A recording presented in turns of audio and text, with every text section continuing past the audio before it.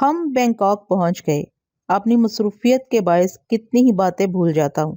اس دوران میں اس اجنبی میزبان کو بھول گیا تھا جس نے کوالالمپور میں بڑی بے لوث دوستی اور مہمان نوازی کا ثبوت دیا تھا، مگر اس کی بدماشی یہی تھی کہ مجھ سے اب تک چھپا ہوا تھا۔ مجھے دوستی کا فریب دے کر ملایا کے جنگل میں خفیہ تہانے پر قابض ہو گیا تھا۔ چیانگ پلازا پر بھی دوبارہ ریڈ پاور کا قبضہ ہو گیا تھا۔ اسے اندازہ ہوتا تھا کہ وہ اجنبی میزبان ریڈ پاور کا کوئی بہت ہی چالاک باز یا خود ماسک مین ہے۔ یہاں یہ ذکر چھیڑنے کا مقصد یہ ہے کہ اس وقت میں اینتھنی کے میک اپ میں تھا اور وہ اجنبی میزبان مجھے اس روپ میں پہچانتا تھا۔ یقیناً وہ یا اس کے چمچے میری نگرانی کر رہے ہوں گے۔ میں چاہتا تھا کہ ان کی نظروں سے اوجھل ہو جاؤں، مگر فی الحال یہ ممکن نہ تھا۔ شرلک کی بڑی خواہش تھی کہ مجھے اپنے خاندان والوں میں لے جائے، لیکن میں اس کے سیکرٹری اینتھنی کے میک اپ میں تھا۔ اینتھنی کو اس کے تمام خاندان والے جانتے تھے۔ وہاں شرلک میرے ساتھ بے تکلفی سے باتیں نہیں کر سکتا تھا۔ پھر یہ کہ ابھی بینی کو بھی اپنے خاندان والوں سے دور رکھنا تھا۔ مزید یہ کہ سوتیلی ماں اور سوتیلے بھائی بہن کا ایک نیا خاندان پیدا ہو گیا تھا۔ آخر یہ طے پایا کہ ہم سب شرلک کی ایک پرائیویٹ کوٹھی میں ٹھہریں گے۔ مختصر یہ کہ ہم اس پرائیویٹ کوٹھی میں پہنچ گئے۔ شرلک سے تنہائی میں باتیں ہوئیں۔ اس نے وعدہ کیا کہ وہ شام تک میرے لیے میک اپ کا سامان لے کر آئے گا، پھر میں اپنا حلیہ بدل لوں گا۔ اس کے جانے کے بعد میں نے بینی سے کہا، میں تقریباً 1 گھنٹے کے لیے تمہارے ساتھ ہوں، اب تم اپنی ساس وغیرہ سے باتیں کرو، تو میں تنہائی چاہتا ہوں۔ بھائی اب تو میک اپ بدل دیں گے، ممی اور تانیہ اور ماسٹر رومی یہ سب کچھ دیکھیں گے، خواہ مخواہ تجسس میں مبتلا رہیں گے۔ آپ ہم سے بہتر سمجھ سکتے ہیں کہ ممی قابل اعتماد ہیں یا نہیں۔ اگر اعتماد کے قابل ہیں تو انہیں اپنی اصلیت بتا دیں۔ میں نے کہا، ممی پر اعتماد کیا جا سکتا ہے، مگر تانیہ ڈرپوک ہے اور ماسٹر رومی بچہ ہے، وہ کسی نہ کسی کے سامنے میری اصلیت اگل دیں گے، تو پھر وہ لوگ آپ کو دوسرے میک اپ میں دیکھ کر کیا سوچیں گے؟ میں چپ چاپ دوسرا میک اپ کروں گا اور ان کے سامنے آئے بغیر یہاں سے شرلک کے ساتھ چلا جاؤں گا۔ یعنی مجھے بھی چھوڑ کر چلے جائیں گے؟ نہیں، جب تک اس ملک میں ہوں کسی نہ کسی بہانے تمہارے قریب رہوں گا۔ وہ خوش ہو کر چلی گئی۔ میں نے کمرے میں آ کر دروازے اور کھڑکیوں کو بند کرنے کے بعد پردے کھینچ دیے۔ اس کمرے اور باتھ روم کا جائزہ لیا، پھر اطمینان سے بیٹھ کر سونیا کے پاس پہنچ گیا۔ وہ اپنے کیبن میں تنہا تھی۔ جہاز 1 گھنٹے بعد کراچی کی بندرگاہ پر پہنچنے والا تھا۔ وہ سوٹ کیس کھول کر اپنا ایک لباس طے کر کے رکھ رہی تھی۔ میں نے اسی وقت فیصلہ کر لیا کہ اب سوچ کے ذریعے اس سے گفتگو کرنا چاہیے۔ اب اس سے دوری ایک دوسرے سے دائمی جدائی کا باعث بن سکتی تھی۔ میں نے اسے ہولے سے مخاطب کیا۔ وہ حیرت سے اچھل کر کھڑی ہو گئی۔ پہلے اسے یقین نہیں آیا کہ اس کے دماغ میں میرا لہجہ ابھر رہا ہے۔ میں نے کہا، میری جان، یہ میں ہوں تمہارا فرہاد، یقین کر لو۔ یقین کرتے ہی وہ ناگواری سے بولی، کہو میری یاد کیسے آ گئی؟ میں نے کہا، تمہاری یاد کب نہیں آئی؟ ہر سانس کے ساتھ آئی، مگر میں خیال خوانی سے محروم تھا۔ مجھے تمہاری خیال خوانی سے کوئی دلچسپی نہیں ہے۔ میں نے انجان بن کر پوچھا، بھائی غصہ کیوں دکھا رہی ہو؟ وہ طنزیہ لہجے میں بولی، ہاں مجھے غصہ نہیں، خوشی کا اظہار کرنا چاہیے۔ تمہیں بچوں کا باپ بننے کی مبارکباد دینا چاہیے۔ بچوں کا باپ؟ یہ تم کیا کہہ رہی ہو؟ میرے سامنے انجان نہ بنو، اگر میرے سامنے ہوتے تو میں تمہارا منہ توڑ دیتی۔ تمہاری جان کی قسم، یہ بچوں والی بات میری سمجھ میں نہیں آئی۔ مجھے سمجھاؤ، مجھے کون سے بچوں کا باپ بنا رہی ہو؟ کیا تم ماں بننے والی ہو؟ دیکھو فرحاد، تمہاری اس بدماشی والی معصومیت پر مجھے غصہ آ رہا ہے۔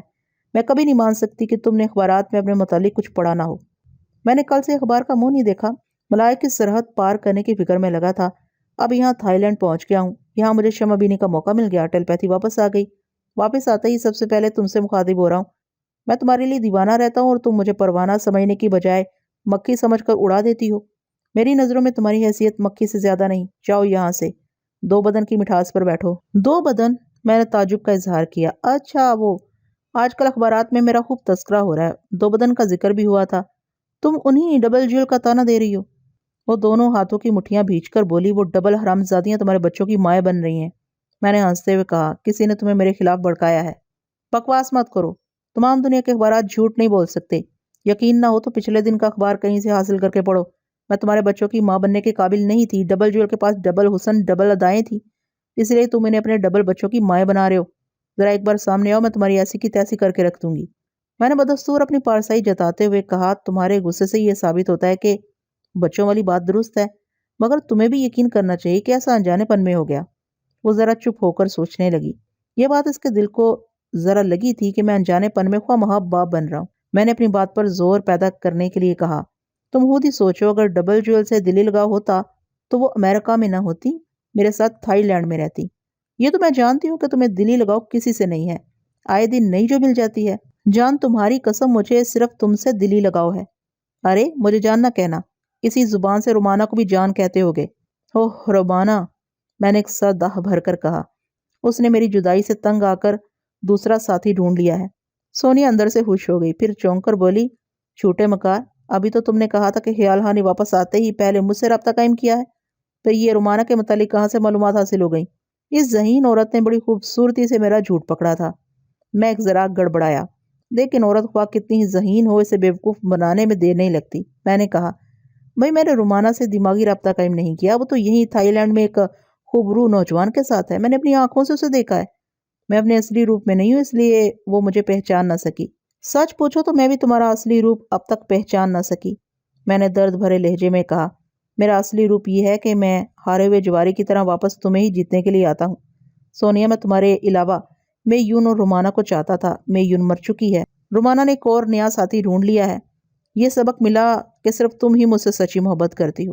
میرا دل ایسا ٹوٹ گیا کہ خدا نہ خواستہ جس دن تم مجھے چھوڑ دو گی اس دن میں یہ دنیا ہی چھوڑ دوں گا۔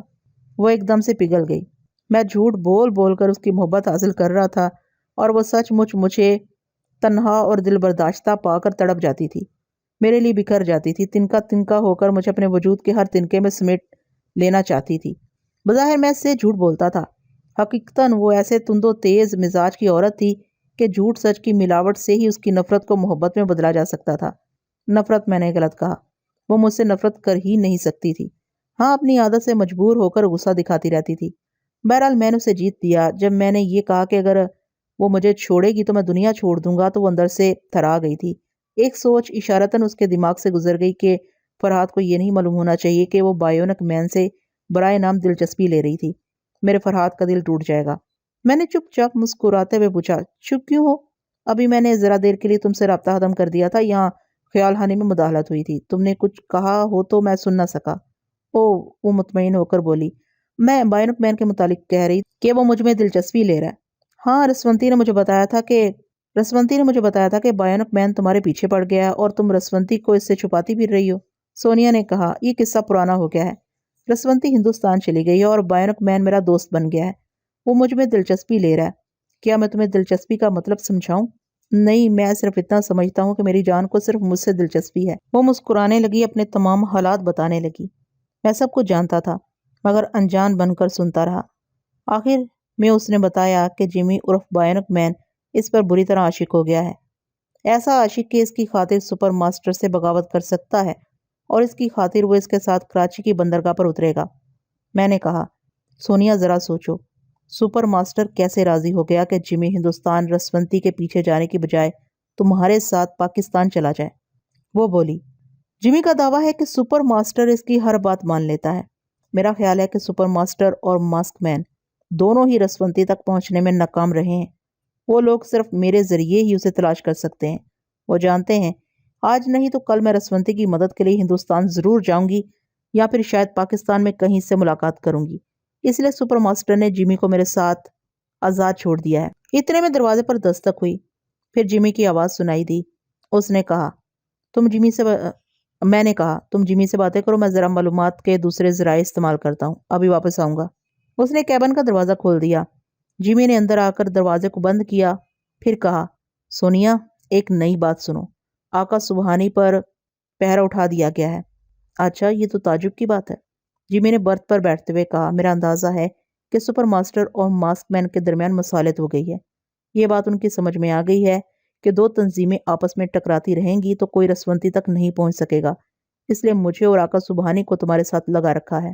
سونیا نے تائید کی، ہاں یہ ایسا ہی ہے جیسے دو طاقتوں کے درمیان سمجھوتا ہو گیا ہو، کوئی ایک دوسرے کی راہ میں حائل نہیں ہوگا، ان میں سے جو بھی پہلے چاند تک پہنچ جائے۔ سونیا اور جمی کے خیالات سے میں بھی متفق تھا، اس کے علاوہ بھی کچھ اور باتیں تھیں۔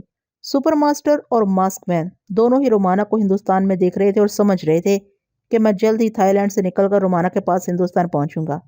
اس طرح انہیں امید تھی کہ وہ میرے اور رومانہ کے ذریعے رسونتی کو پالیں گے۔ انہوں نے ہر طرف جال پھیلا رکھا تھا۔ فی الحال سارے ہنگامے اس لیے تھے کہ وہ رسونتی تک پہنچنے میں ناکام ہو رہے تھے۔ میری سوچ نے رسونتی کے دماغ پر دستک دی، اس نے ایک دم سے سانس روک لی، وہ نہیں چاہتی تھی کہ میں اچانک ہی اس کی کسی سوچ کو پڑھ لوں۔ پہلے تو اس نے سانس روک کر میری سوچ کی لہروں کو روک دیا۔ میں واپس آ گیا۔ پھر وہ میرے دماغ میں آ کر بولی، اچھا تم ہو، کہو کیسے یاد کیا؟ میں نے کہا، تم بہت چلاک بن رہی ہو، مجھے اپنے دماغ میں پہنچ کر باتیں کرنے کا موقع نہیں دے رہی ہو۔ حقیقت میں اس بات سے ڈرتی تھی کہ میں اس کے دماغ میں پہنچ کر باتیں کروں گا تو باتوں کے دوران اس کے لاشعور میں چھپے ہوئے خیالات بھی پڑھ لیا کروں گا۔ اس لیے وہ میری طرف آتی تھی اور اپنی طرف کے دروازے بند کر دیتی تھی۔ اس نے کہا، تمہاری چالاکیاں بھی کچھ کم نہیں ہیں۔ اب تم نے دن رات انگریزی زبان میں سوچنے کی عادت ڈال لی ہے تاکہ میں چوری چھپے تمہارے خیالات نہ پڑھ سکوں۔ میں نے ہنستے ہوئے کہا، محبت کرنے والی لڑکیاں چوری چھپے اپنے محبوب کے در پر آتی ہیں، کیا تم چھپ چھپ کر اسی رشتے سے میرے ذہن کے دریچوں میں جھانکتی ہو؟ فضول باتیں کرو گے تو میں چلی جاؤں گی۔ اچھا تو کام کی باتیں ہو جائیں۔ آؤ ہم وعدہ کریں کہ میں تمہاری خاطر اپنی مادری زبان میں سوچا کروں گا اور تم مجھے اپنے دماغ میں بلا کر باتیں کیا کرو گی۔ بولو منظور؟ نہیں، تم سے دور ہی کی دوستی بلی ہے۔ چلو بتاؤ مجھے کیوں مخاطب کیا ہے؟ میں نے ایک آہ کے ساتھ کہا، تم یقین نہیں کرو گی، تمہاری یادیں اتنا تڑپاتی ہیں کہ میں تمہیں مخاطب کرنے کے لیے بے چین ہو گیا۔ مجھے یقین ہے فرحات، تمہارے سینے میں کیسا تڑپنے والا بے حیا دل ہے۔ تھوڑی دیر پہلے رومانہ کے پاس تڑپ رہا تھا، پھر سونیا کے پاس پہنچ کر تڑپنے لگا، اب میرے پاس تڑپ رہا ہے۔ ہائے تم کتنے مظلوم ہو، ہر نئی چھوکری کے لیے مر جاتے ہو اور آئندہ نئی چھوکریوں کے لیے زندہ بھی رہتے ہو۔ میں نے حیرانی سے پوچھا، تمہیں کیسے پتا چلا کہ تھوڑی دیر پہلے میں رومانہ اور سونیا کے پاس تھا؟ تم انگریزی نہیں جانتی ہو، اس سے کیا فرق پڑتا ہے؟ زبان بدلنے سے نام تو نہیں بدل جاتے۔ جب تم انگریزی سوچ کے دوران رومانہ، سونیا اور مونا کا نام لیتے ہو اور دوسری طرف سے جواباً ان کی سوچ کا لہجہ سنائی دیتا ہے تو میں سمجھ لیتی ہوں کہ فلاں وقت تم فلاں محبوبہ سے عشق کا ڈرامہ کھیل رہے ہو۔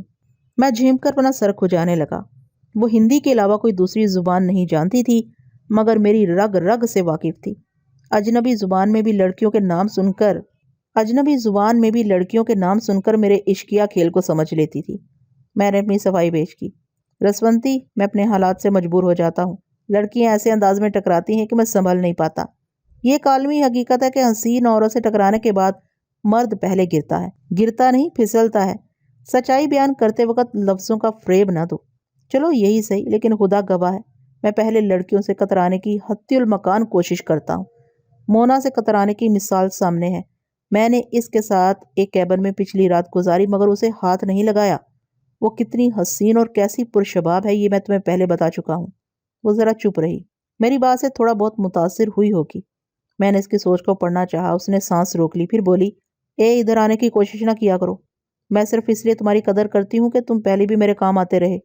ابھی رومانہ کو ہندوستان پہنچا کر میرے ماں اور باپ اور بہن کو وہاں سے نکال لانا چاہتے ہو۔ میں نے پوچھا، کیا تم ہندوستان پہنچ گئی ہو؟ ابھی میں رنگون میں ہوں، آج رات 9 بجے کی فلائٹ سے دہلی جاؤں گی۔ کیا میک اپ میں ہو؟ ہاں، مریم کے ساتھ ایسائی لڑکی بن گئی ہوں۔ میں نہ تو بلاؤز اسکرٹ پہننا پسند کرتی ہوں اور نہ ہی اونچی ایڑی کے سینڈل پہن کر چل سکتی ہوں، اس لیے دیسی عیسائی کی طرح بدستور ساڑی پہنتی ہوں، صرف چہرہ بدل لیا ہے۔ عیسائیوں کی طرح انگریزی کیسے بولو گی؟ میں گونگی لڑکی کا رول ادا کر رہی ہوں۔ دہلی پہنچ کر کسی بڑے ہوٹل میں قیام کروں گی۔ رسونتی، میرا ایک مشورہ ہے، تم ہندوستان نہ جاؤ۔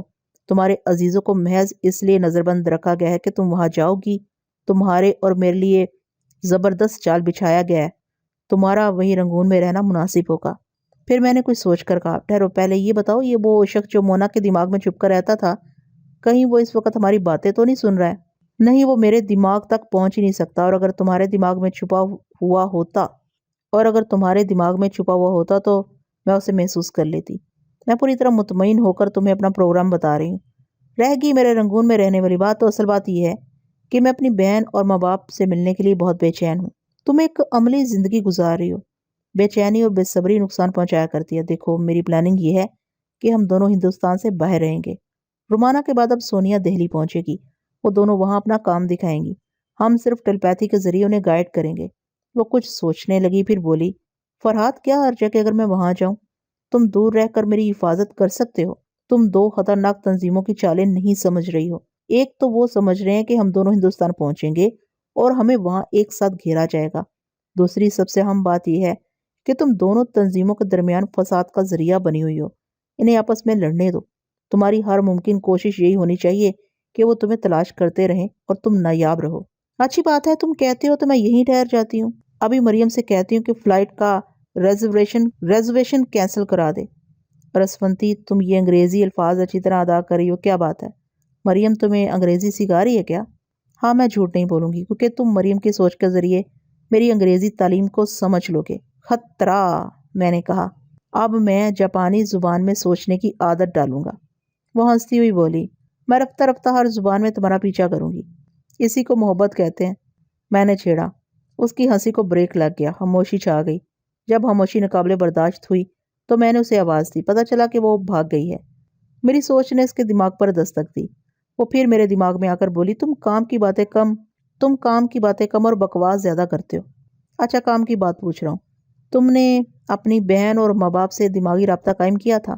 ہاں، ماتا جی بیمار ہیں، پتا جی بہت پریشان ہیں، وسونتی بھی سہمی سی رہتی ہے۔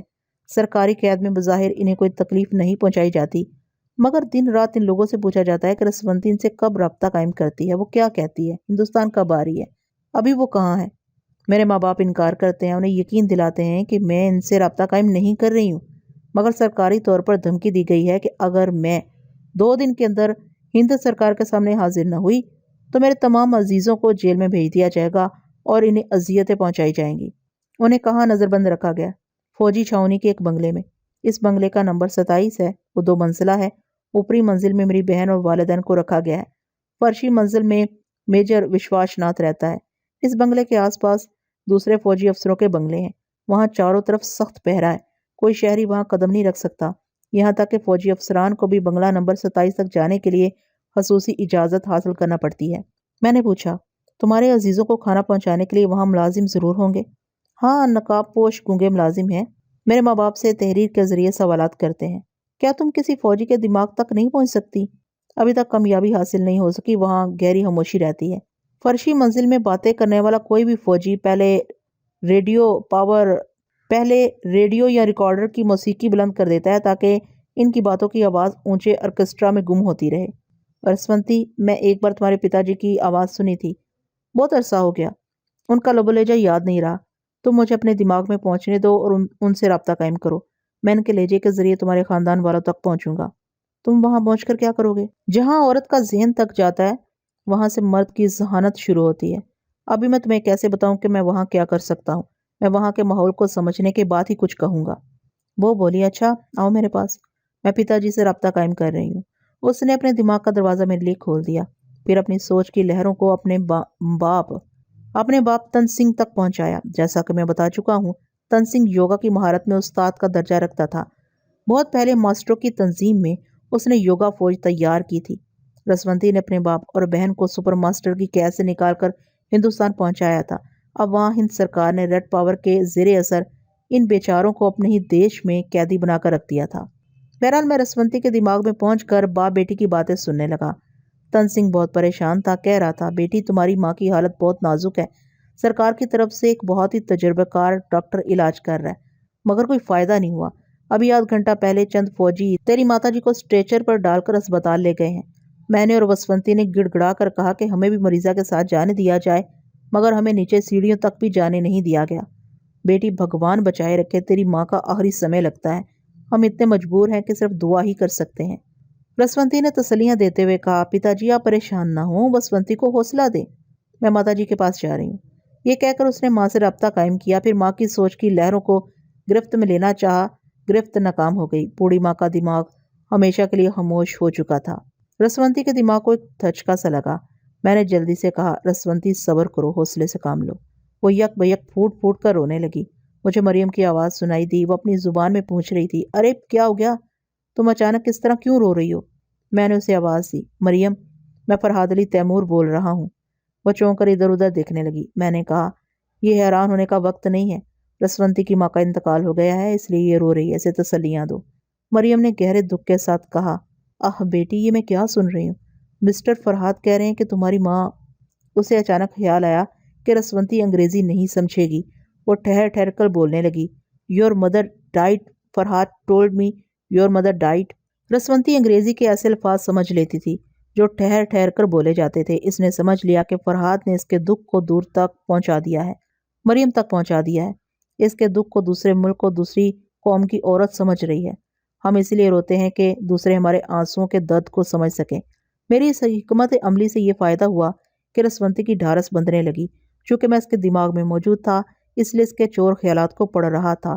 اس وقت وہ ماں کی ابدی جدائی میں بھول گئی تھی کہ میں اس کے چور خیالات تک پہنچ رہا ہوں۔ اس کا لاشعور اسے تسلیاں دے رہا تھا کہ رشتے پیدا ہوتے ہیں اور بچھڑ جاتے ہیں۔ ایسے وقت دل کا رشتہ ہی دل کو سہارا دیتا ہے، اور ہزار شکایتوں اور بے اعتمادیوں کے باوجود ایک فرحات سے ہی دل کا رشتہ ہے۔ ہائے وہ میرے آنسوؤں کو کس طرح دوسرے ملک دوسری عورت یعنی مریم تک پہنچا رہا ہے۔ یہ لاشعور کی باتیں ہیں جسے ہم شعوری طور پر سمجھ نہیں سکتے۔ رسونتی بھی اپنی ماں کی ابدی جدائی اور ماتم کے سیلاب میں یہ نہیں سمجھ پا رہی تھی کہ وہ کس طرح لاشعوری طور پر فرحات کا سہارا حاصل کر رہی ہے، اور فرحات جو اس کے دماغ میں متواتر جھانک رہا ہے، اور فرحات سے متعلق جو سہارا اور اعتماد ہے انہیں ہزار بار چھپانے کے باوجود وہ غیر شعوری طور پر اپنی محبت اور اعتماد کی کمزوری ظاہر کرتی جا رہی ہے۔ سننے والے سامعین سمجھتے ہیں کہ رسونتی ٹیلیپیتھی کے ہزار پردوں میں چھپ کر بھی میرے معاملے میں دل سے کمزور ہے۔ میں زیادہ تفصیل میں جانا نہیں چاہتا۔ وہ خود ہی اپنی زندگی کے کسی نہ کسی جذباتی موڑ پر ایک کھلی کتاب کی طرح سامنے آ جائے گی۔ اس وقت مریم اس کا ہاتھ محبت سے تھامے اس کے سامنے بیٹھی تسلیاں دے رہی تھی۔ میں اس کے دماغ میں بیٹھا اسے سمجھا رہا تھا، رسونتی موت ایسی ہی ہوتی ہے، ہمارے جس رشتے کو چھین کر لے جاتی ہے، پھر ہم ماتم میں سر پھوڑتے رہیں تب بھی اس رشتے کو واپس نہیں کرتی۔ وہ روتی ہوئی بولی، مجھے اس بات کا صدمہ ہے کہ ماں کا سایہ کبھی نصیب نہ ہوا۔ پیدا ہوتے ہی مجھے داسی بنا کر مندر میں بھیج دیا گیا۔ اب میں اپنی صلاحیتوں کے بل پر ماں کی گود تک پہنچنا چاہتی تھی۔ ہائی یہ کیسی تقدیر ہے کہ ہم ماں بیٹی ایک دوسرے کو کبھی نہ دیکھ سکیں گے۔ یہ بدنصیبی دشمنوں کی لائی ہوئی ہے۔ آخری وقت وسونتی اور تمہارے پتا جی بھی تمہاری ماں کی آخری باتیں نہ سن سکے۔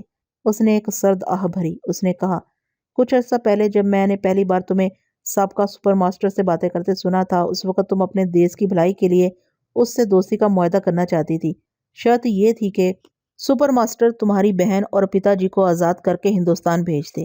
اس وقت میں تمہیں سمجھانا چاہتا تھا کہ تمہیں اپنی ملکی سیاست سے دور رہنا چاہیے، لیکن اس وقت تم میری مخالف تھی، میری نصیحت کو عداوت سمجھ لیتی۔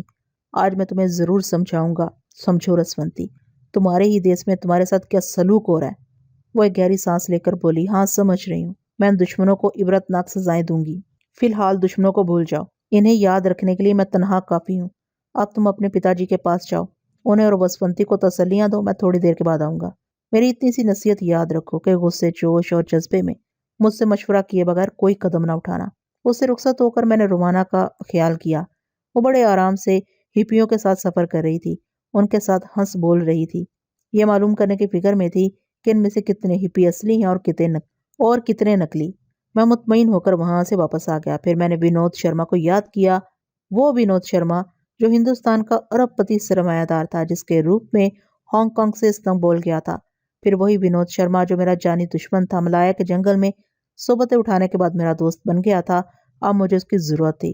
اس وقت وہ اپنے محل نما بنگلے کے ایک تاریک کمرے میں بیٹھا ہوا تھا۔ وہ کمرہ اس لیے تاریک تھا کہ سامنے چھوٹے سے اسکرین پر بلو فلم چل رہی تھی۔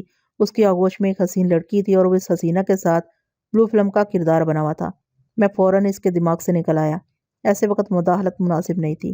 میں تھوڑی دیر بعد اسے مخاطب کر سکتا تھا، دوستو اگر ہم تم اس قابل ہوتے کہ بیک وقت اس دنیا کے تمام گھروں میں جھانک کر دیکھ سکتے تو ہمیں ایک ہی وقت میں ایک ہی متصل سے لمحے میں ہزاروں لاکھوں تماشے نظر آتے۔ 4:01 پر رسونتی کے ماں نے دم توڑ دیا۔ ٹھیک اسی ایک سیکنڈ میں ونود شرما نے ایک جوانی کے مزے لوٹے۔ اسی ایک سیکنڈ میں ایک ماں ایک بیٹی کو جن رہی تھی۔ دوسرے گھر میں ایک بیٹی 2 روٹیوں کے لیے عزت بیچ رہی تھی۔ اسی ایک سیکنڈ میں ایک بیمار بچے کی جان بچائی گئی۔ اسی ایک سیکنڈ میں ایک قاتل نے ایک بچے کو نیزے پر اچھال دیا۔ اس دنیا کے ایک سرے سے دوسرے سرے تک صرف ایک سیکنڈ میں غیرت کے کم اور بغیرتی کے تماشے زیادہ ہوتے ہیں۔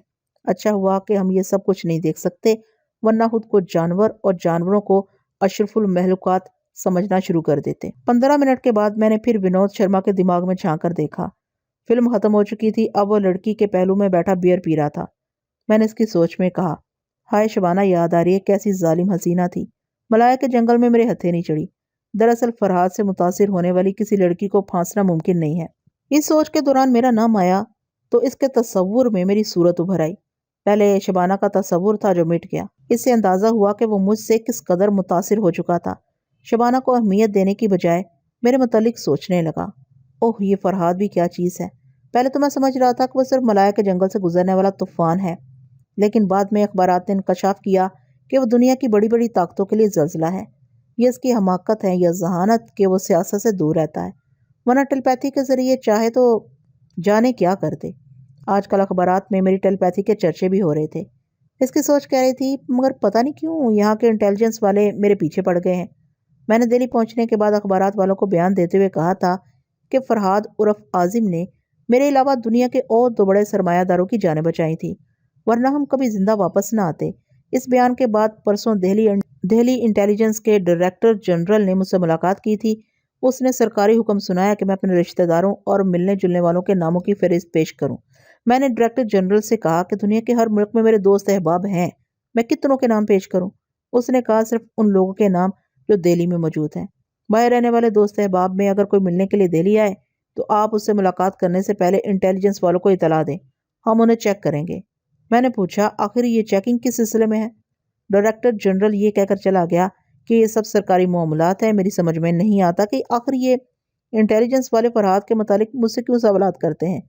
फरहाद ने कभी मेरे सामने टेलीपैथी की सलाहियतें जाहिर नहीं की, मगर मुझसे सवालात किए जाते हैं कि वो किस तरह मेरे ख्यालात पढ़ता था, क्या वो मुझसे मुलाकात करने दिल्ली आएगा। विनोद शर्मा ऐसी सोच के दौरान चौंक कर ये सोचने लगा, हाँ अब कुछ समझ में आ रहा है। शायद इंटेलिजेंस वाले ये चुबा कर रहे हैं कि फरहाद मेरे दोस्त अहबाब में से किसी एक के बहरूप में मुझसे मिलने, इसीलिए ये चेकिंग का सिलसिला शुरू हुआ है। विनोद शर्मा की सोच का सिलसिला टूट गया। उसके पास बैठी हुई लड़की पूछ रही थी, बॉस कैसी सोच में गुम हो गए?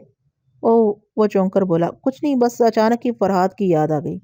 वो बोली, अच्छा वही फरहाद जिसके बारे में इंटेलिजेंस वाले आपको परेशान करते रहते हैं?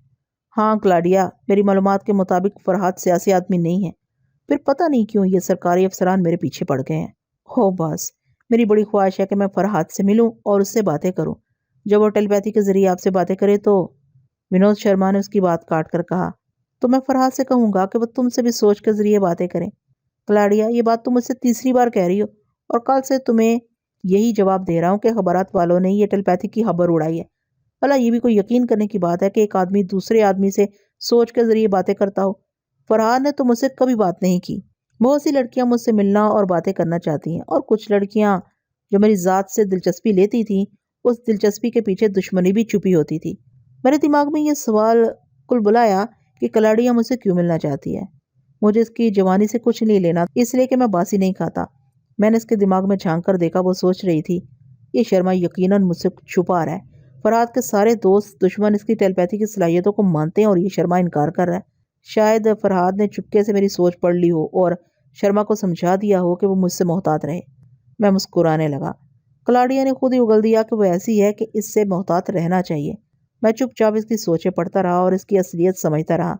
विनोद शर्मा ने मलाया से वापस आने के बाद उसे पर्सनल सेक्रेटरी के तौर पर मुलाजमत दी थी। एक बहुत बड़े सरकारी ऑफिसर ने कलाड़ी की सिफारिश की थी। इस सरकारी ऑफिसर की सिफारिश से ही ये जाहिर हो गया कि कलाड़िया सरकारी जासूस है और विनोद शर्मा के करीब रहकर फरहाद और इसके साथियों के मुतालिक मालूमात हासिल करने सेक्रेटरी बनकर आई है। विनोद शर्मा पर वहाँ के अफसरान का शुबा दुरुस्त था। वो समझते थे कि मैं, सोनिया और रोमाना किसी बहरूप में दिल्ली पहुंचेंगे। चूंकि विनोद शर्मा मेरा एहसानमंद है, इसलिए हम वहाँ खुद को छुपाने के लिए इसका सहारा लेंगे। और मैंने अभी यही सोचा था कि रोमाना दिल्ली की तरफ चली आ रही है, उसे विनोद शर्मा के हाथ पनाह देना चाहिए, मगर हमारे लिए हमारी जानी पहचानी पनाहगाहों पर पहले ही पैरे बिठाए जा रहे थे। मैंने रोमाना से रब्ता कायम किया। वो एक हिप्पी नौजवान से बातें कर रही थी। उससे पूछ रही थी कि इस वैगन कार में वो लोग दिल्ली कितने दिन में पहुंचेंगे। मैंने आस्तगी से कहा, रोमाना, दिल्ली नहीं जाना है। बाहर से जाने वालों के लिए वहाँ बड़ी सख्तियाँ हैं। तुम अब अलीगढ़ या लखनऊ में अपना सफ़र मुलतवी करोगी। उसने पूछा, क्या रसवंती यहाँ पहुँच गई है? मुझे अचानक ख्याल आया कि जापानी ज़ुबान में गुफ्तगू करना चाहिए। मैंने ज़ुबान बदल कर कहा, कभी मैं भूल जाऊँ तो तुम याद रखा करो, हमें अब इसी ज़ुबान में राब्ता कायम करना है।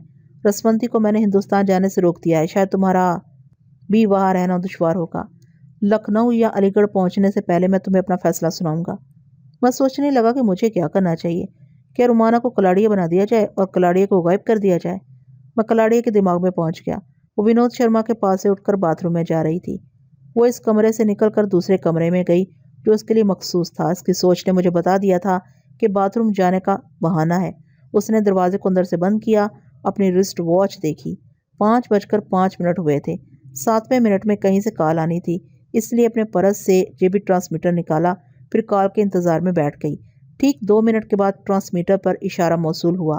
اس نے ایک بٹن دبایا، آواز آئی، hello hello 01 calling, hello 01 calling, over.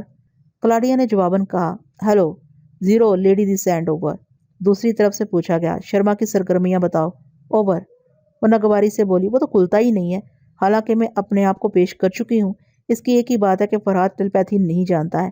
یہ خبرات والے اپنی تجارت بڑھانے کے لیے اس قسم کی خبریں شائع کرتے ہیں، اوور۔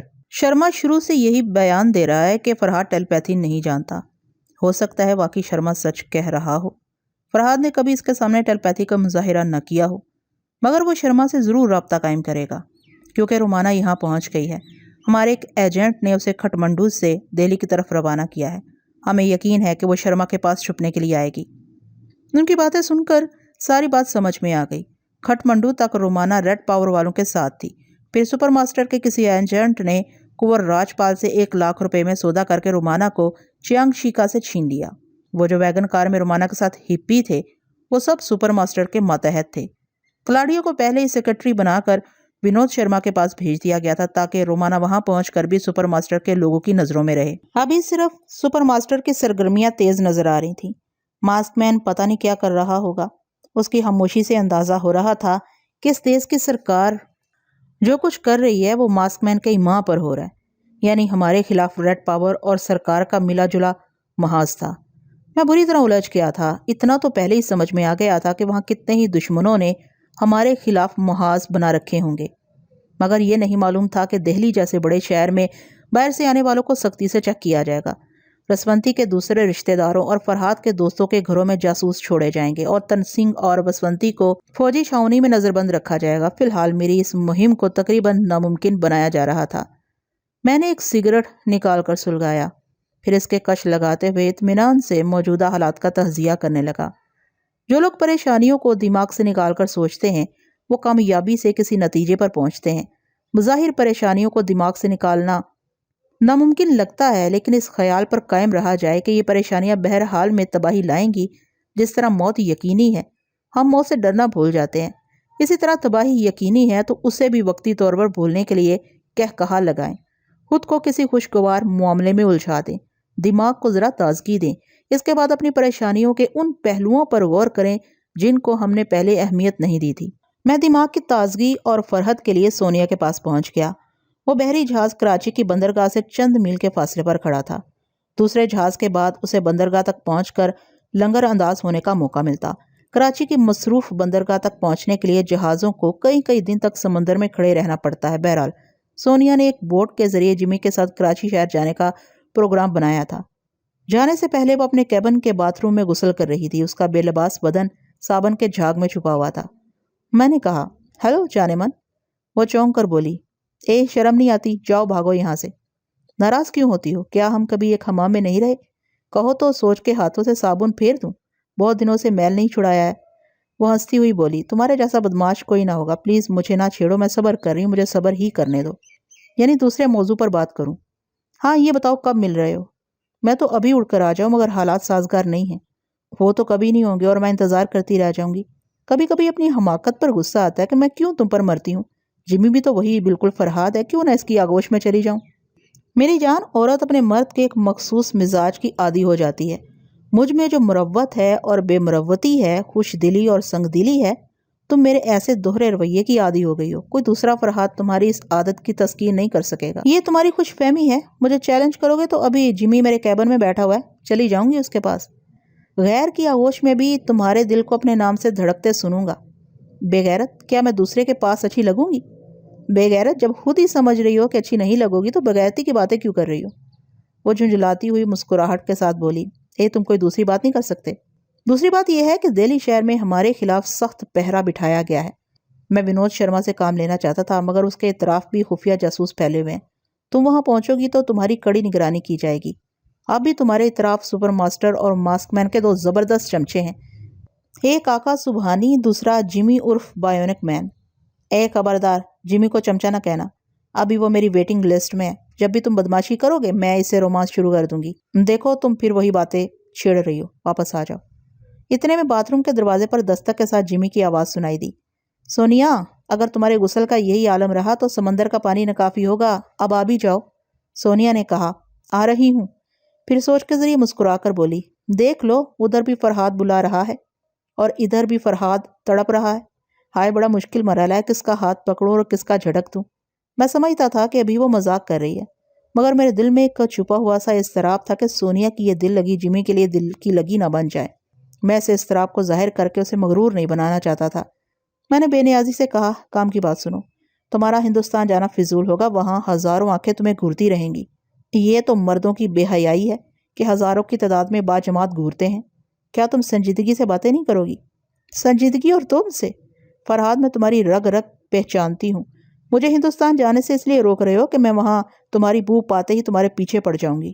یہ الزام نہ دو، میں تم سے بھاگتا نہیں ہوں۔ میں تمہیں بتا چکا ہوں کہ اس وقت بینکاک میں ہوں، آنا چاہو تو چلی آؤ، مگر یاد رکھو کہ تمہارے پیچھے دونوں تنظیموں کی فوج میری طرف چلی آئے گی۔ کیا وہ لوگ نہیں جانتے کہ تم بینکاک میں ہو؟ جانتے ہیں، مگر اس خوش فہمی میں ہیں کہ مجھ پر، تم پر اور رسونتی پر ایک ساتھ ہندوستان میں جال پھینکیں گے۔ او آئی سی، وہ سوچنے لگی، پھر بولی، پھر تو مجھے ہندوستان ضرور جانا چاہیے۔ جانتے ہو کیوں؟ بولو، میں سن رہا ہوں۔ تم اس ملک سے دور ہی رہ کر رسونتی کے عزیزوں کو وہاں سے نکالنے کی تدبیر کرو گے۔ میں دہلی میں رہ کر محض دکھاوے کے لیے بھاگ دوڑ میں مصروف رہوں گی، ایسی حرکتیں کروں گی کہ دشمنوں کی خاص توجہ مجھ پر ہی رہے گی۔ تم چپ چاپ ٹیلی پیتھی کے ذریعے اپنا کام کرتے رہنا۔ اس کا مشورہ سن کر دماغ میں تازگی آ گئی۔ فوراً یہ بات سمجھ میں آ گئی کہ رومانا کو بھی اپنے اصلی روپ میں دہلی پہنچ کر دشمنوں کی توجہ اپنی طرف مبذول کرانا چاہیے۔ وہ لوگ یہ سمجھنے پر مجبور ہوں گے کہ فرحاد اور رسونتی بھی دہلی میں ہیں اور سونیا رومانا کو مہروں کی طرح آگے چلا رہے ہیں۔ ان کی تمام کوششیں یہی ہوں گی کہ وہ ان دو عورتوں کے ذریعے ہم تک پہنچ جائیں۔ وہ ہمیں الجھا رہے تھے، اب میری باری تھی کہ میں انہیں الجھانا شروع کر دوں، مگر اس سے پہلے سونیا کے سامنے ایک صفائی پیش کرنا تھی۔ میں اسے کہہ چکا تھا کہ رومانا بینکاک میں کسی دوسرے سے عشق کر رہی ہے۔ اگر سونیا اسے دہلی میں میرے لیے کام کرتے دیکھ لیتی تو میرا سر کھا جاتی، غصے اور انتقام کے جنون میں جمی پر مہربان ہو جاتی۔ خدا مجھے معاف کرے، اس منہ زور گھوڑی کو لگام دینے کے لیے مجھے جھوٹ پر جھوٹ بولنا پڑتا ہے۔ میں نے پہلے اس کی تعریف کی۔ واہ سونیا، تمہاری ذہانت کا تو جواب نہیں ہے، تم نے بہت ہی لاجواب مشورہ دیا ہے۔ وہ خوش ہو گئی۔ میں نے آگے کہا، یہ درست ہے کہ تم دونوں تنظیموں کو انگلیوں پر نچاتی رہو گی، انہیں اور زیادہ گھن چکر بنانے کے لیے۔ اگر تمہارے ساتھ رومانا ہوتی تو… وہ بگڑ کر بولی، یہ رومانا کیوں یاد آ رہی ہے؟ تم پوری بات سننے سے پہلے ہی بگڑ جاتی ہو۔ میں اس کا نام بھی نہیں سننا چاہتی۔ وہ تم سے مایوس ہو کر دوسرے سے عشق کر رہی ہے، تم اس سے دماغی رابطہ قائم کرو گے تو وہ پھر تمہاری طرف کھینچی چلی آئے گی۔ میں اسے دماغی رابطہ قائم نہیں کروں گا، پہلے میری بات تو سن لو۔ جلدی سناؤ، مجھے جمی کے پاس جانا ہے۔ وہ جمی کے پاس جانے کی دھمکی تھی۔ میں نے دھمکی کو نظر انداز کرتے ہوئے کہا، رومانا جس جوان سے عشق کر رہی ہے وہ ہندوستانی ہے۔ تھوڑی دیر پہلے میں نے چپکے سے معلوم کیا ہے کہ وہ رومانا کو لے کر ہندوستان گیا ہے۔ وہ مٹھیاں بھیج کر بولی، جھوٹے مکار، تم ضرور کوئی چکر چلا رہے ہو، مجھے بیوقوف بنا رہے ہو۔ تمہاری جان کی قسم کوئی فراڈ نہیں ہے۔ یہ غصے والی مٹھیاں کھول لو۔ میں چاہتا ہوں کہ تم دلی پہنچ کر خود ہی رومانا سے کسی طرح کام لو۔ اس کے سامنے میرے خلاف بولو کہ میں نے اب تک تم سے بھی رابطہ قائم نہیں کیا ہے، تم رسونتی کی مدد کرنے آئی ہو اور اس سلسلے میں رومانا کی مدد چاہتی ہو۔ مجھے یقین ہے تم اسے راضی کر لو گی۔ وہ بے بسی سے بولی، فرحاد سچ کہہ رہے ہو نا، کوئی فراڈ تو نہیں ہے؟ نہیں میری جان، تم سے فراڈ کر کے کہاں جان بچاؤں گا۔ چلو باتھ روم سے نکلو، جمی کے ساتھ کراچی کی سیر کرو۔ میں رسونتی سے رابطہ قائم کر رہا ہوں۔ ہاں، یہ بتانا بھول گیا تھا کہ ابھی تھوڑی دیر پہلے رسونتی کی ماں بیماری کی حالت میں مر گئی ہے۔ سونیا نے افسوس کا اظہار کیا۔ میں اس کے دماغ سے نکل آیا۔ پہلے دونوں ہاتھوں سے اپنی کھوپڑی کو سہلاتا رہا کیونکہ سونیا کو ہینڈل کرتے وقت دماغ کی چولیں ہل جاتی تھی۔ پھر میں وہاں سے اٹھ کر کھڑکی کے پاس آ گیا تاکہ باہر کی تازہ ہوا کھوپڑی کو سہلاتی رہے۔ اس وقت یہ خیال آیا کہ آقا سبحانی شرافت سے خاموش نہیں بیٹھا ہوگا۔ سونیا جمی کے ساتھ کراچی جا رہی ہے، آقا سبحانی جمی کے پیچھے ضرور لگا رہے گا۔ اس خیال کے تحت مجھے سلومی کے پاس جانا پڑا۔ سلومی بھی لباس بدلنے کے بعد آقا سبحانی کے ساتھ کراچی شہر جانے کے لیے میک اپ کر رہی تھی۔ آقا سبحانی کچھ کہہ رہا تھا۔ سلومی کی سوچ سے پتا چلا کہ وہ اس کے حسن و شباب کی تعریف کر رہا ہے۔ میں نے اس کی سوچ میں کہا، اگر بایونک مین اور اس کے مسلح جوان نہ ہوتے تو ہم کتنی آزادی سے رومانس کرتے، کسی دشمن کا خوف نہ ہوتا۔ سلومی سوچنے لگی، ہاں، میرے آقا کے سامنے بایونک مین کی کیا حیثیت ہے؟ وہ تو آج رات ہی اس بایونک شیطان کو کراچی کی مٹی میں دفن کر دے گا۔ میں نے اس کی سوچ میں کہا، ہاں اس شیطان کو ختم ہو جانا چاہیے، مگر آقا کے لیے بھی خطرہ پیدا ہو جائے گا، وہ مسلح جوان اسے گولی مار دیں گے۔ وہ ہونٹوں پر لپسٹک کی سرخی جماتے ہوئے آئینے میں دیکھتے ہوئے سوچنے لگی، یہ میں کیا سوچ رہی ہوں؟ سپر ماسٹر اور ماسک مین کے درمیان معاہدہ ہو چکا ہے کہ رسونتی کو حاصل کرنے تک ان کے آدمی آپس میں نہیں لڑیں گے۔ اس معاہدے کے مطابق بائنک مین اور سونیا کے ساتھ تنہا کراچی جا رہا ہے، ہم بھی دوستوں کی طرح ساتھ ہو جائیں گے۔ اس نے اپنے لبوں کی سرخی کا جائزہ لیا، پھر ایک نیکلس پہنتے ہوئے سوچا، بائنک مین کو دھوکے سے ٹھکانے لگانے کا ایک معقول بہانہ ہاتھ آیا ہے۔ آقا کو اطلاع ملی ہے کہ سپر ماسٹر کے آدمیوں نے کھٹمنڈو میں رومانہ کو ماسک مین کے آدمیوں سے چھین لیا ہے۔ جب وہاں معاہدے کی خلاف ورزی ہو سکتی ہے تو آقا بھی یہاں بائنک مین کی زندگی چھین سکتا ہے۔ میں فوراً ہی اس کے دماغ سے نکل کر سونیا کے پاس پہنچ گیا۔ وہ بائنک مین کو میرے متعلق بتا رہی تھی کہ وہ باتھ روم میں اتنی دیر باتیں کرتی رہی تھی۔ جب میں اس کے دماغ میں پہنچا تو جمی کہہ رہا تھا، سونیا اب تک مجھے یقین تھا کہ تم فرحاد سے دور رہ کر میری محبت کو قبول کر لو گی، مگر تمہارے چہرے کی رونق بتا رہی ہے کہ تم اسے دوبارہ پا کر بہت خوش ہو۔ جمی، میں نے تم سے کبھی یہ نہیں کہا کہ میں فرحاد کو بھول جاؤں گی۔ عورت کبھی اپنا پہلا پیار نہیں بھولتی، مگر تم نے وعدہ کیا تھا کہ اگر میں تمہاری آزمائشوں کے بعد وفادار ثابت ہوا تو تم مجھے اپنی محبت دو گی۔ بے شک میں اب بھی یہی کہتی ہوں، میری محبت اور اعتماد تمہارے لیے ہوگا۔ کیا تم مجھ سے بے غرض محبت نہیں کرو گے؟ وہ حیرانی سے بولا، یہ کیا بات ہوئی؟ مرد اور عورت کی محبت میں شادی اور ازدواجی رشتے کی غرض ہوتی ہے۔ ہاں، اس عورت سے ہوتی ہے جس نے ازدواجی رشتہ کبھی نہ کیا ہو۔ میں تو فرحاد کے ساتھ اس رشتے سے گزرتی رہی ہوں۔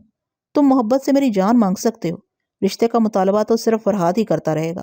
اوہ سونیا، تم تھوڑی دیر پہلے والی سونیا نہیں لگ رہی ہو۔ فرحاد کو پاتے ہی تمہارے لہجے میں میرے لیے پرایا پن پیدا ہو گیا ہے۔ نہیں جیمی، میں وہی ہوں۔ مایوسی نے تمہارے سوچنے کا انداز بدل دیا ہے۔ وہ ایک سگریٹ نکال کر سلگانے لگا۔ بالکل میرا انداز تھا، میں بھی کسی مسئلے میں الجھ کر اسی انداز سے سگریٹ سلگاتا ہوں اور کش لگانے کے بعد سوچتا ہوں، کاش کہ میں اس کے دماغ تک پہنچ کر اس کی سوچ کو پڑھ سکتا۔ پتہ نہیں وہ رقابت سے سوچ رہا تھا یا دوستانہ انداز میں۔ ویسے کوئی کمزور یا صلح پسند آدمی ہی محبت میں بازی ہارنا پسند کر لیتا ہو، جیمی جیسے شاید زور ہارنا نہیں جانتے۔ میں نے سونیا کو مخاطب کیا، سونیا، میں ایک اہم اطلاع دینے آیا تھا کہ تم دونوں کی باتیں سنتا رہ گیا۔ میرا خیال ہے جیمی محبت کی بازی ہارنا پسند نہیں کرے گا۔ میں کیا کہہ سکتی ہوں؟ رسونتی نے بتایا تھا کہ بائنک مین کی سوچ نہیں پڑھی جا سکتی، یہ اپنے دماغ میں پرائی سوچ کی لہروں کو محسوس کر لیتا ہے۔ ہاں، اسی لیے میں محتاط ہوں، اس کے دماغ کو چھیڑنا نہیں چاہتا۔ وہ بولی، ٹھیک ہے جیمی، جو سوچتا ہے سوچنے دو، دیکھا جائے گا۔ تمہاری یہ اہم اطلاع کیا ہے؟ میں نے اسے آقا سبحانی کا منصوبہ بتایا۔ اس نے جیمی سے کہا، فرحاد نے مجھے ابھی بتایا ہے کہ آقا سبحانی کے ارادے خطرناک ہیں، وہ کراچی پہنچ کر تم سے چھیڑ کرے گا۔ جیمی نے بے یقینی سے کہا، آقا سبحانی بے وجہ معاہدے کی خلاف ورزی کیوں کرے گا؟ فرحاد نے بتایا کہ کھٹمنڈو میں دونوں تنظیموں کا ٹکراؤ ہو گیا تھا۔ میں نے اسے آقا سبحانی کا منصوبہ بتایا۔ اس نے جیمی سے کہا، فرحاد نے مجھے ابھی بتایا ہے کہ آقا سبحانی کے ارادے خطرناک ہیں، وہ کراچی پہنچ کر تم سے چھیڑ کرے گا۔ جیمی نے بے یقینی سے کہا، آقا سبحانی بے وجہ معاہدے کی خلاف ورزی کیوں کرے گا؟ فرحاد نے بتایا کہ کھٹمنڈو میں دونوں تنظیموں کا ٹکراؤ ہو گیا تھا، آقا سبحانی کو بھی معاہدے کے خلاف تم سے ٹکرانے کا بہانہ مل گیا ہے۔ وہ سر ہلا کر بولا، پھر تو وہ ضرور چھیڑ کرے گا۔ کوئی بات نہیں، وہ جب چاہے شروع ہو جائے، میں بھی پچھلا قرض چکانے کے لیے بےتاب ہوں۔ میں نے سونیا سے کہا، یہ دو پاگل ہاتھی ایک دوسرے سے ٹکرائے بغیر نہیں رہیں گے، کسی کو بھی نصیحت کرنا فضول ہے۔ تم احتیاطاً وہ دوا اپنے پاس رکھ لو جس کے ذریعے تم نے منصوری کا دماغی توازن بگاڑ دیا تھا۔ سونیا نے فوراً میری ہدایت پر عمل کیا۔ اس نے جیمی کی طرف پست کر کے اپنا سوٹ کیس کھولا، پھر اس میں سے دوا کی شیشی نکال کر اپنے پرس میں رکھ لی۔ جیمی نے کہا، سونیا، میری بڑی خواہش ہے کہ میں فرحاد سے ملاقات کروں، اس سے کہو مجھ سے دماغی رابطہ قائم کرے۔ میں نے اپنی سوچ کی لہروں کو اس کے دماغ تک پہنچایا۔ اس سے پہلے میں اسے مخاطب کرتا وہ ایک دم سے چونک کر بولا، او فرحاد، کیا تم آئے ہو؟ ہاں جیمی، میں ہوں، کچھ سناؤ، میری نقل بن کر کیسی زندگی گزار رہے ہو؟ وہ ہنستے ہوئے بولا، میں بول رہا ہوں، سن لو، تمہاری ہی آواز اور لہجہ ہے، قد اور جسامت اور شکل و صورت سب تمہاری ہے۔ میں نے بھی ہنستے ہوئے کہا، مجھے بھی خوشی ہے کہ میری شخصیت کے سہارے تم ایک نئی زندگی گزار رہے ہو۔ جھوٹ نہ کہو فرحاد، تم خوش نہیں ہو سکتے، مجھے تو تمہاری موت بنا کر منظر عام پر لایا گیا ہے، تمہیں خوشی نہیں دہشت ہوگی۔ میں نے خوش دلی سے جواب دیا، فرحاد بن گئے اور اتنا بھی نہ جان سکے کہ فرحاد دہشت کو جوتوں کی طرح پہن کر چلتا رہتا ہے۔ دنیا کے ایک سرے سے دوسرے سرے تک میرے قدموں تلے بارود بچھائی گئی ہے اور میں چلتا جا رہا ہوں۔ میں نے کہا نا کہ دہشت میرے قدموں تلے ہی رہے گی۔ وہ ایک سرد آہ بھر کر بولا، افسوس میں تمہیں چیلنج نہیں کر سکتا کیونکہ سونیا میری کمزوری بن گئی ہے۔ میں نے کہا، اور میں سونیا کی کمزوری ہوں؟ وہ بولا، ہاں، اس طرح تم میرے رقیب ہو۔ پہلے تم سپر ماسٹر کے رشتے سے جانی دشمن بن کر آئے تھے، اب سونیا کے رشتے سے رقیب بھی بن گئے۔ بولو کیا ارادے ہیں؟ وہ مسکراتے ہوئے بولا، پتہ نہیں تم کتنی دور بیٹھے ہو، تم میرے پاس پہنچ جاتے ہو، میں تمہارے پاس نہیں پہنچ سکتا۔ جب کبھی ہم روبرو ہوں گے تو میں اپنا ارادہ بتاؤں گا۔ یہ بات وہ چیلنج کے انداز میں نہیں کہہ رہا تھا۔ اس کے دماغ میں پہنچنے کا ایک فائدہ یہ ہوا کہ میں اسے باتوں میں لگا کر اس کے لاشعور کو کریدتا رہا۔ وہ سونیا کی خاطر مجھ سے لڑنا نہیں چاہتا تھا۔ اس کے دماغ کے ایک گوشے میں یہ بات چھپی ہوئی تھی کہ وہ دوستانہ انداز میں سونیا کو مجھ سے مانگ لے گا۔ میں پہلے ہی اس کی دیوانگی کو سمجھ گیا تھا۔ وہ تو سونیا کے لیے سپر ماسٹر سے بغاوت کرنے کو تیار تھا۔ اس کی خاطر وہ میرا جانسار دوست بن سکتا تھا۔ یہ سچ ہے کہ کسی چیز کی قدر و قیمت اس وقت اور بڑھ جاتی ہے جب اس چیز کا کوئی دوسرا طلبگار بھی پیدا ہو جاتا ہے۔ میرے دل میں سونیا کی اہمیت کبھی کم نہ ہوئی، مگر اب وہ اہمیت اور بڑھ گئی۔ مجھے یہ پرواہ نہ تھی کہ اس کا دوسرا طلبگار آ گیا ہے، مجھے یہ فکر تھی کہ سونیا کبھی غصے میں غلط فیصلہ کر کے ادھر نہ چلی جائے۔ جیمی نے مخاطب کیا، ہلو فرحات، خاموش کیوں ہو گئے؟ کیا سوچ رہے ہو؟ میں نے جواب دیا، یہی کہ ہم کب اور کیسے ایک دوسرے کے روبرو آ سکتے ہیں۔ شاید ہندوستان میں سامنا ہو جائے۔ میں نے کہا، ذرا سونیا سے پوچھو، کیا ہندوستان میں ہمارا ملنا مناسب ہوگا؟ میں تمہارے دماغ میں اس کا جواب سنتا رہوں گا۔ وہ سونیا سے باتیں کرنے لگا۔ مجھے موقع ملا تو میں اس کے لاشعور کو پڑھتے ہوئے آہستگی سے بولا، ٹیلیپیتھی کی روک تھام۔ یہ چند الفاظ اس کے چور خیال کو چھیڑنے کے لیے تھے۔ اس کے ساتھ ہی لاشعور کی دھیمی دھیمی سوچ ابھرنے لگی۔ فرحاد اور اسونتی کی سوچ کی لہروں کو محسوس کرتے ہی میں سانس روک لیتا ہوں۔ میں نے ایک لفظ کی چنگاری چھوڑی، یوگا۔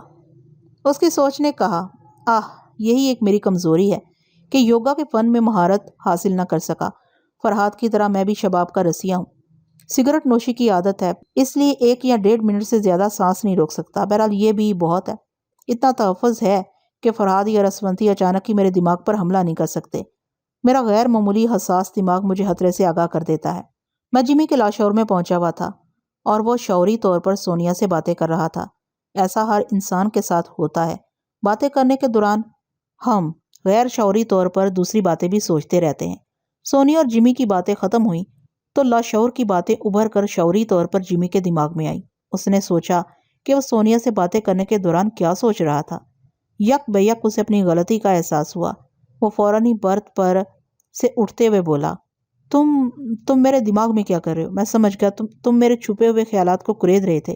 یہ کہتے ہی اس نے سانس روک لی، مجھے اپنے دماغ سے باہر نکال دیا۔ میں نے سونیا کے پاس پہنچ کر کہا، اسے کہو کہ فرحاد نے اس کے چور خیالات کو نہیں چھیڑا ہے۔ سونیا نے یہ بات کہہ دی۔ وہ ناگواری سے بولا، سونیا، تم اس کی وکالت کر رہی ہو؟ کیا یہی تمہاری دوستی یا محبت ہے کہ اپنے محبوب کی خاطر مجھ جیسے دوست سے جھوٹ بول رہی ہو؟ میں آج بھی تمہاری خاطر بڑی بڑی طاقتوں کی مخالفتیں مول لے سکتا ہوں، تم میرے اعتماد کو دھوکہ نہ دو۔ سونیا نے سنجیدگی سے کہا، ذرا صبر کرو جیمی، میں بھی فرحاد سے سچ اور جھوٹ کا حساب کرتی ہوں۔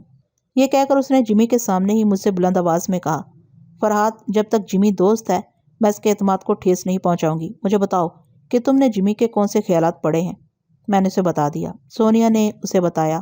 وہ سر ہلا کر بولا، غلطی میری ہے، میں بھول گیا تھا کہ فرحاد کتنا مکار ہے۔ میں اس مکاری کے جواب میں اسے کیسے چیلنج کروں؟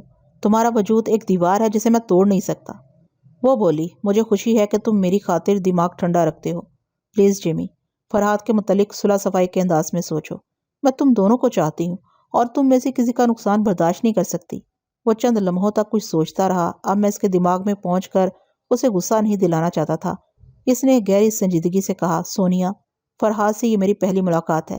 اس ابتدا کو دیکھ کر میں یہ کہنے پر مجبور ہوں کہ تم میرے لیے محبت بنو، مسئلہ نہ بنو۔ یہ کہہ کر وہ تیزی سے چلتا ہوا دروازے تک پہنچا، پھر اسے کھولتے ہوئے بولا، میں باہر تمہارا انتظار کروں گا۔ اس نے باہر جا کر دروازے کو بند کر دیا۔ دروازہ بند ہوتے ہی سونیا نے پوچھا، فرحاد، تم اپنی مکاریوں سے باز نہیں آؤ گے؟ آخر اسے چھیڑنے کی کیا ضرورت تھی؟ میں نے جواب دیا، مجھے امید نہیں تھی کہ وہ مجھے اپنے دماغ سے نکالے بغیر تم سے باتیں کرے گا، مگر واقعی وہ تمہارے سامنے بہت سی احتیاطی تدابیر کو بھول جاتا ہے۔ جب اس نے تم سے باتیں کرنے کی دھن میں مجھے فراموش کر دیا تو میں سنہرے موقع سے فائدہ کیوں نہ اٹھاتا؟ کیا مجھے اپنے دشمن کی کسی کمزوری سے واقف نہیں ہونا چاہیے؟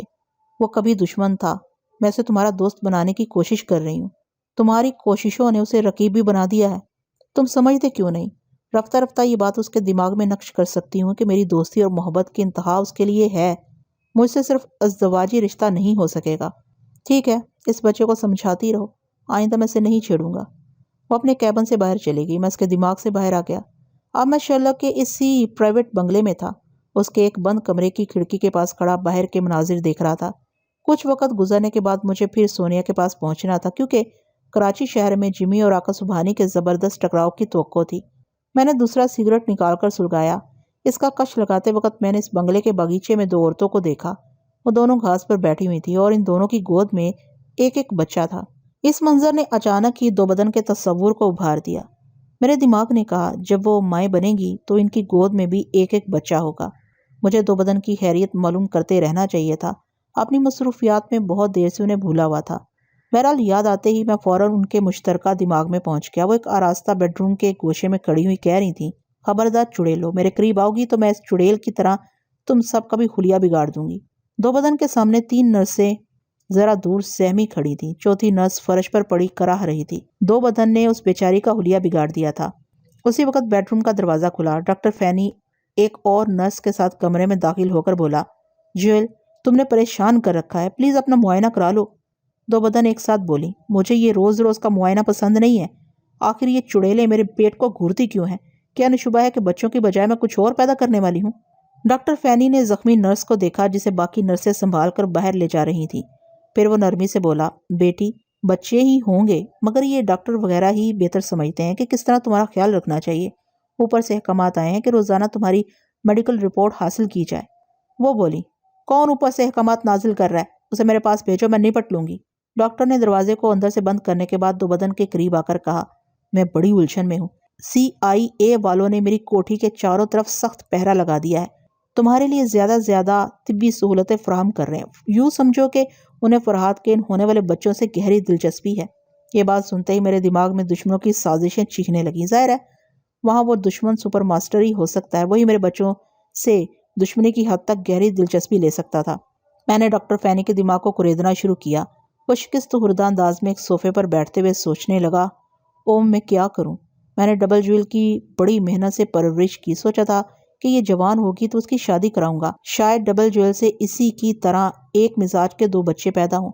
اب میری یہ توقع پورے ہونے والی تھی، مگر اب ہماری سرکار دلچسپی لے رہی ہے۔ مجھے اپنی زبان بند رکھنے کی شرط پر بتایا گیا ہے کہ فرحات کے بچوں کو پیدا ہوتے ہی وہ لوگ یہاں سے کہیں لے جائیں گے اور خود ان کی پرورش کریں گے۔ ساری باتیں سمجھ میں آ گئیں۔ یقیناً سپر ماسٹر میرے بچوں کو مارنا نہیں چاہے گا، انہیں زندہ رکھ کر مجھے بلیک میل کرے گا۔ میں سوچ بھی نہیں سکتا تھا کہ ان بچوں کے پیدا ہونے سے پہلے انہیں میری زندگی اور موت کا مسئلہ بنا دیا جائے گا۔ ڈاکٹر فینی صوفے پر بیٹھا سر جھکائے سوچ میں گم تھا۔ وہ خود نہیں چاہتا تھا کہ 2 بدن سے ہونے والے بچے کسی دوسرے کی تحویل میں جائیں، مگر وہ مجبور تھا۔ اس کی رہائش گاہ کے چاروں طرف CIA والوں کا سخت پہرا لگا تھا۔ افسران اس سے اور 2 بدن سے پوچھتے رہتے تھے کہ فرحاد ان سے دماغی رابطہ قائم کرتا ہے یا نہیں۔ جواب میں نہیں سن کر انہیں شبہ ہوتا تھا کہ فرحاد سے خفیہ رابطہ قائم ہے اور ان سے چھپایا جا رہا ہے۔ ڈاکٹر فینی بہرحال اپنی حکومت کا وفادار تھا۔ افسران کی نظروں میں 2 بدن مشکوک تھیں۔ ان کے بارے میں خیال تھا کہ وہ اپنے عاشق سے سوچ کے ذریعے گفتگو کرتی ہیں اور وہاں سے فرار ہونے کا منصوبہ بنا رہی ہیں۔ اس لیے 2 بدن کی کڑی نگرانی ہو رہی تھی۔ وہ یہ بھی دیکھ رہے تھے کہ 2 بدن ضدی اور خود سر ہیں۔ اندیشہ تھا کہ وہ غصے کی حالت میں الٹی سیدھی حرکتیں کر کے نداستگی میں حمل ضائع کر دیں گی، پھر فرحاد کو بلیک میل کرنے کی ترک چال ختم ہو جائے گی۔ میں سمجھتا ہوں شیرنی جو دوسروں کو کھا جاتی ہے وہ اپنے بچے نہیں کھاتی۔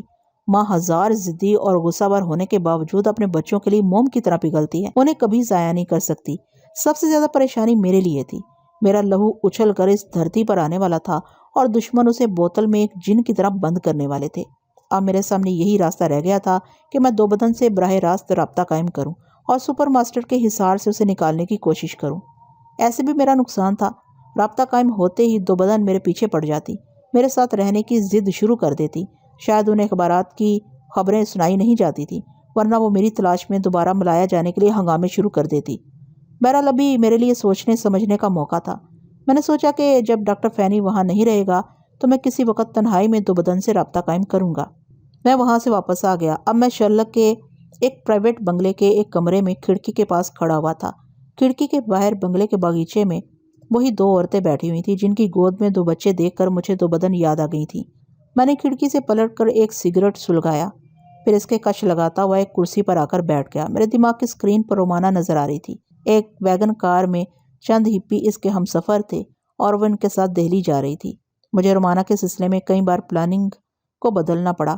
پہلی پلاننگ کے مطابق وہ ہپی لڑکی کے روپ میں دہلی جا رہی تھی، پھر پتہ چلا کہ اس شہر میں ہمارے لیے زبردست ناکہ بندی کی جا رہی ہے۔ باہر سے آنے والے اجنبی لوگوں کو، خصوصاً غیر ملکیوں کو، سختی سے چیک کیا جا رہا ہے۔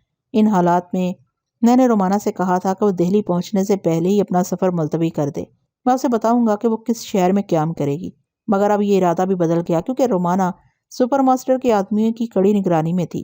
میں نے اسے مخاطب کیا، وہ مسکرانے لگی۔ ہلو فرحاد، کون کون سے نگر کی سیر کر کے آ رہے ہو؟ میں نے کہا، تم بھول گئی، ہمیں جاپانی زبان میں باتیں کرنی چاہیے۔ سوری، اب نہیں بھولوں گی۔ سونیا اور رسونتی کا حال سناؤ۔ رسونتی کی ماں اس جہان فانی سے کوچ کر گئی ہے۔ اس کا باپ اور بہن فوجی چھاؤنی کے ایک بنگلے میں نظر بند ہیں۔ وہاں اتنا سخت پہرا ہے کہ فوجی افسران بھی خصوصی اجازت حاصل کیے بغیر چھاؤنی کے اس حصے میں قدم نہیں رکھ سکتے۔ وہ باپ بیٹی کے سامنے جانے والے فوجی نقاب پوش گونگے ہوتے ہیں تاکہ میں اور رسونتی ان کے دماغوں تک نہ پہنچ سکیں۔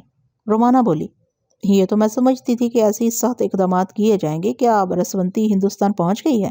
نہیں، میں نے اسے ہندوستان جانے سے منع کیا ہے۔ میں بھی نہیں چاہوں گا۔ تم اور سونیا وہاں ہنگامے کرو گی۔ دشمنوں کو یہی سمجھنا چاہیے کہ میں اور رسونتی تم دونوں کے پیچھے ہیں اور دہلی میں ہی کہیں چھپے ہوئے ہیں۔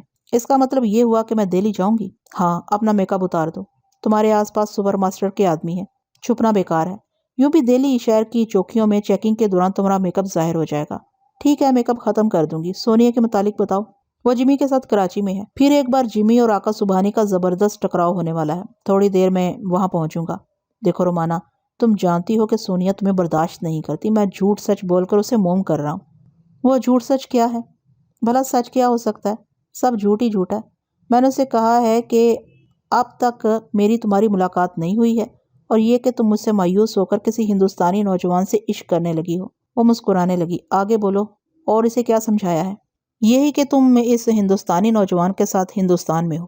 اتنے سارے جھوٹ بول کر میں نے سونیا کو راضی کر لیا ہے کہ وہ دہلی پہنچ کر تم سے دوستی کرے اور وہاں کی مہم سر کرنے کے لیے تمہارا تعاون حاصل کرے۔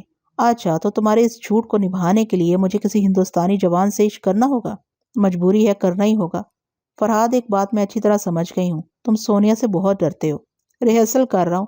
اگر ایک شوہر ہوتا تو سونیا جیسی بیوی کو سمجھا منا کر رکھنے کے لیے کیسے کیسے پاپڑ بیلنا پڑتے۔ باتیں نہ بناؤ، سچ بتاؤ، ڈرتے ہو نا؟ میں نے گہری سانس لے کر کہا، مرد پھر مرد ہوتا ہے، اسے عورت نہیں ڈراتی، عورت کی محبت ڈراتی ہے۔ پتھر کہلانے والے مرد صرف محبت سے مرتے ہیں۔ رومانہ اپنے بیگ سے ایک آئینہ اور وینیشنگ کریم نکالنے لگی۔ اب اپنا میک اپ اتار رہی تھی۔ اس کے آس پاس بیٹھی ہوئی لڑکیاں اسے حیرانی سے دیکھ رہی تھیں۔ ایک لڑکی تعریفی انداز میں بولی، کمال ہے، تم تو چہرے بدل لیتی ہو۔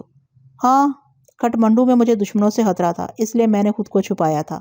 اس کی بات سن کر اگلی سیٹ پر بیٹھنے والے جوانوں نے گاڑی روک دی، پیچھے گھوم کر رومانہ کو دیکھنے لگے۔ ایک نے کہا، تم فراڈ ہو، تم ہمارے ساتھ کسی مارتھا نامی لڑکی کے میک اپ اور پاسپورٹ میں آئی ہو۔ آئی تھی یا میں مارتھا نہیں، رومانہ ہوں، میرے پاس اپنا پاسپورٹ ہے۔ اس نوجوان نے پوچھا، تم کون ہو؟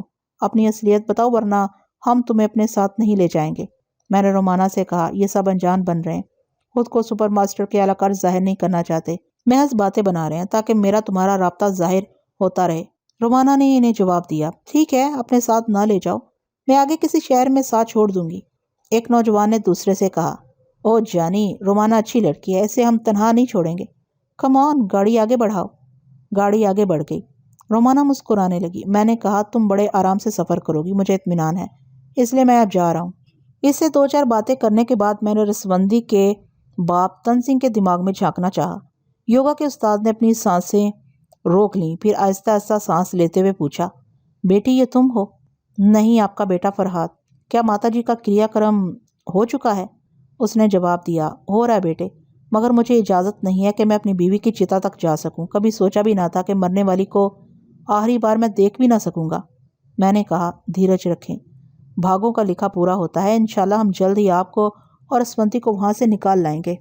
بہت مشکل ہے، یہاں ایسی سختیاں ہیں کہ تم دونوں کی ٹیلیپیتھی کام نہ آ سکے گی۔ بے شک وہ لوگ مضبوط بند باندھ رہے ہیں، مگر ہم دو سیلابی دریا راستہ کاٹ کر راستہ بدل کر آئیں گے، آپ اطمینان رکھیں۔ بوڑھا تن سنگھ وسونتی کے ساتھ پوجا کے لیے دوسرے کمرے میں جا رہا تھا۔ میں اس کے دماغ سے نکل آیا، اتنے میں رسونتی کی سوچ نے مجھے مخاطب کیا، شکریہ فرحاد، تم میرے پتا جی کو تسلیاں دے رہے ہو، مگر میں اب صبر نہیں کر سکتی، جو کرنا ہے فوراً ہی کر گزرو۔ رسونتی، جب بہت زیادہ ذہنی پریشانیاں ہوں تو آدمی بے چینی اور بے صبری سے غلط قدم اٹھا لیتا ہے۔ تمہیں اتنی ذہنی پریشانی نہیں ہے، تمہارا اٹھایا ہوا قدم غلط نہیں ہوگا۔ اگر تم مجھے اپنا سمجھتی تو تمہارا دل گواہی دیتا کہ تمہاری پریشانیاں میری پریشانیاں ہیں۔ میں اپنے پتا جی اور اپنی بہن کو وہاں سے نکالنا چاہتا ہوں۔ یہ بہت بڑی ذمہ داری ہے اور میں اس میں ناکام نہیں ہونا چاہتا۔